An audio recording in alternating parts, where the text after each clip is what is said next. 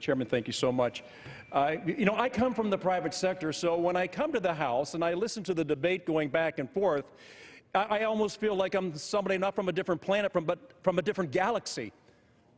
When we talk about overregulation, when we talk about the effects of unelected bureaucrats leveling on the American people $2 trillion and an impact to the economy, then somebody ought to sit up and listen.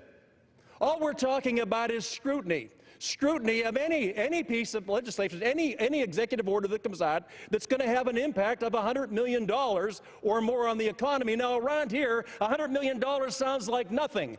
Where I'm from, it is unbelievable that we would even think that $100 million should be the point that we look at. What could be more common sense than to look at the heavy burden we're putting on everyday Americans in saying that somehow unelected bureaucrats who've never walked in their shoes, who've never done their job, who've never had to worry about meeting a payroll, who've never had to worry about regulations and taxations that make it impossible for them to compete, and say those poor, stupid folks just don't get it. 705,687 people in your districts are who you represent. Whether they voted for you or not is not the point. The point is we represent them.